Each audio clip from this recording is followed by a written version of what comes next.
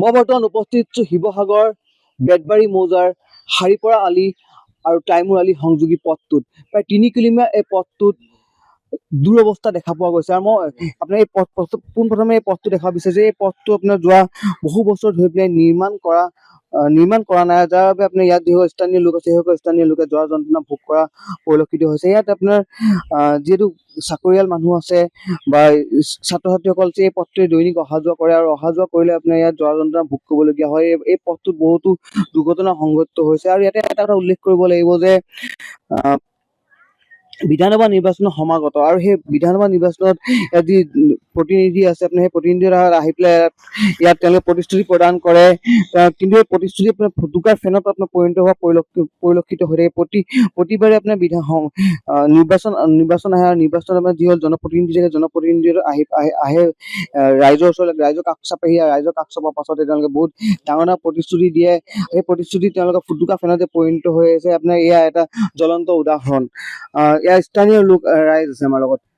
ৰাস্তাটো বহুত দিনৰ পৰা এনেকুৱা অৱস্থা হৈ আছে। এতিয়া বাৰিষা হৈ আহিছে, বাৰিষা হ'লেতো আৰু বহুত বেয়া হ'ব। গতিকে ইয়াৰ আগতে হেৰি ৰাস্তাটো হোৱাই ভালেই আছিলে, এতিয়াও হোৱাই নাই।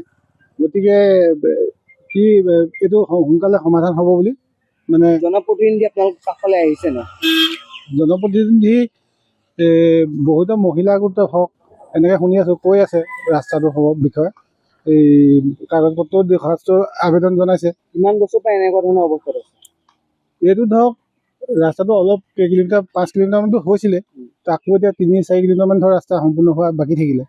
গতিকে এইখিনি ধৰক আজি এবছৰে এনেকুৱা হৈছে, বহুত দিনৰ পৰাই হৈছে। এতিয়া ৰাস্তাটো বেছি বেয়া হ'লে গৈ আছে, কিছুমান এক্সিডেণ্টো হৈছে সৰু সুৰা, আৰু বহুত মানুহ সময়মতে ধৰক স্কুল কলেজ যোৱা অসুবিধা হৈছে, বেলেগ ঘূৰিবলগীয়া হৈছে ৰাস্তা তেনেকুৱা হৈছে। আমাৰ লগত আৰু এজন স্থানীয় ব্যক্তি আছে। এই সমস্যা মানে কি আৰু দেখাইয়ে আছে আপোনালোকে। এইটো এটা পুখুৰী, বৃহৎ পুখুৰী ঠায়ে ঠায়ে। এইটো বৰষুণ দি থাকিলে এইটো দিগদাৰ হয়। এইটো গাঁতেই নে পানীয়ে নে সমান হৈ আছে, একো ধৰিব নোৱাৰি। এনেকুৱাতে বহুত এক্সিডেণ্ট হৈছে। অসুবিধাৰ সন্মুখীন হৈছে বহুত হৈছে। প্ৰতিনিধিয়ে কিবা প্ৰতিশ্ৰুতি দিছে নে আপোনালোকক? এতিয়ালৈকে দিয়া দেখা নাই, প্ৰতিশ্ৰুতি দিয়া নাই যে এইডোখৰ ৰাস্তা হ'বগৈ বুলি।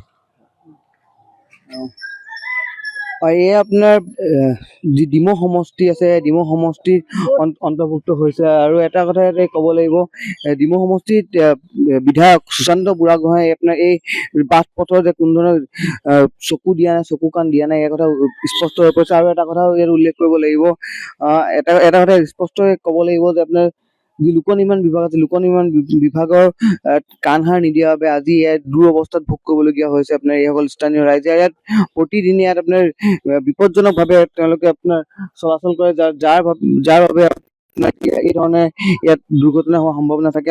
আৰু ইয়াত আপোনাৰ স্থানীয় ব্যক্তি আছে, আমি তেওঁলোকৰ লগত কথা পাতিব চেষ্টা কৰিম, আৰু আমি জানিব চেষ্টা কৰিম যে এই পথটো নিৰ্মাণ নকৰাৰ বাবে কি ধৰণৰ অসুবিধাৰ সন্মুখীন হৈ আহিছে। দাদা, হয় মই ইয়াৰে কি ধৰণৰ অসুবিধাৰ সন্মুখীন হৈ আছে? অসুবিধা আপোনালোকে দেখিছে পথটোৰ অৱস্থা কেনেকুৱা, একেবাৰে জৰাজীৰ্ণ। এতিয়াৰ পৰা নহয়, আজি এইটো প্ৰায় 1.5 বছৰমান পৰ্যন্ত হ'ল এনেকুৱাই হৈ আছে। গতিকে কোনো চৰকাৰ প্ৰশাসনৰ কোনো ইয়াত মানে দৃষ্টি নিক্ষেপ নাই, আমাৰ স্থানীয় বিধায়কৰ কোনো কামেই নাই। ইপিনে এইটো অঞ্চল এতিয়া 2জনকৈ বিধায়ক বুলি ক'ব লাগিব, শিৱসাগৰ সমষ্টিও আৰু এতিয়া নতুনকৈ এইটো থাওৰা সমষ্টিলৈ আহিলে। গতিকে 2জন ইমান বিধায়ক থকাৰ পিছতো এই পথটো এনেকুৱা অৱস্থা থাকিলে মানে আমাৰ লাজ লগা হ'ল। বহুবাৰ দুৰ্ঘটনা সংঘটিত হৈছে, সৰু স্কুলীয়া ল'ৰা ছোৱালীও দুৰ্ঘটনা সংঘটিত হৈছে। মই নিজে এইটো ৰাস্তাত কেইবাবাৰো পৰিছোঁ। গতিকে এইটো অনতিপলমে তেখেতসকলে এইটো ব্যৱস্থা ল'ব লাগিছিলে, কিন্তু কিয় লোৱা নাই এইটো মানে আমি বুজি পোৱা নাই। ইয়াৰ যে স্থানীয় বিধায়ক, বৰ্তমানৰ যে স্থানীয় বিধায়ক, তেওঁলোকে প্ৰতিশ্ৰুতি প্ৰদান কৰিছিল আপোনালোকক? তেখেত স্থানীয় বিধায়ক আমাৰ আগত এইটো শিৱসাগৰ সমষ্টি আছিলোঁ আমি, এতিয়াহে আমি থাওৰালৈ গৈছোঁ। কিন্তু তেতিয়া আমাৰ অখিল গগৈ ডাঙৰীয়া আটাইতকৈ অসমৰ ভিতৰত এজন সৰব বিধায়ক বুলি মানুহে ক'ব বিচাৰে। কিন্তু তেখেতৰ নিচিনা এজন বিধায়ক থকাৰ পিছতো আমাৰ পথটো যদি এইটো অৱস্থা হয়, তেনেহ'লে ইয়াতকৈ দুৰ্ভাগ্যজনক বিষয় হ'ব নালাগে। কাৰণ তেখেতে মানে অকল এতিয়া আমি এইটোৱে ভাবিবলৈ অনুভৱ হয়, তেওঁ মুখখনহে অকল চলাব পাৰে, কিন্তু কামে কাজে তেখেত যে নাই সেই কথাটোকে প্ৰতিমান গৈছে এই পথটোৰ পৰা। আৰু এতিয়া বৰ্তমান যি বিধায়ক আপোনাৰ ডিমৌ সমষ্টিত সোমাইছে, তেওঁ কি কৰিছে? নহয়, সুশান্ত বৰগোহাঁই ডাঙৰীয়াইতো এইটো পথত আহি পেলাই এতিয়া মিটিং কৰি গৈছে যোৱাকালি পৰহি। তেওঁ এই পথটোত আজি কেইবাবাৰো আহিছে। ইয়াতে পঞ্চায়ত নিৰ্বাচনত তেখেতে আহি ঘূৰি ফুৰিছে, তেতিয়াৰ পৰা পঞ্চায়ত নিৰ্বাচনৰ আগৰ পৰা এই পথটো এই অৱস্থা, এই দুৰৱস্থা। তেখেতে কিয় কৰি দিয়া নাই আজিলৈকে আমি এইবোৰ বুজি পোৱা নাই।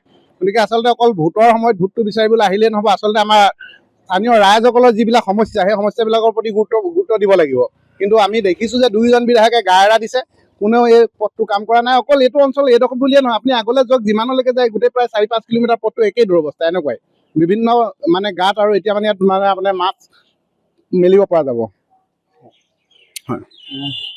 হয়, এটা কথা উল্লেখ কৰিছে যে ইয়াত আপোনাৰ বৃহৎ গাঁত আছে, সেই গাঁতত আপোনাৰ ইয়াত মাছ মেলিব পৰা যাব, বা পুখুৰী সদস্য বা ফিচাৰী সদস্য এটা গাঁত হৈ গৈছে, যাৰ আপোনাৰ অসুবিধাৰ সন্মুখীন হৈছে ইয়াত স্থানীয় ৰাইজে। আৰু যি বিধায়ক আছে, বিধায়ক কোনো কাণ সাৰ দিয়া নাই বাবে এই ধৰণৰ অৱস্থাৰ সন্মুখীন হ'বলগীয়া হৈছে। আৰু এটা কথা উল্লেখ কৰিব লাগিব যে লোক নিৰ্মাণ বিভাগৰ যি কাৰ্যবাহী অভিযন্তা আছে, সেই অভিযন্তাই যদি ভালকে ইয়াত মন কাণ দিয়ে, এই ৰাস্তাটো নিৰ্মাণ অতি হ'ব বুলি ইয়াৰ যি স্থানীয় লোক আছে, সেই স্থানীয় লোকৰ আশাবাদী।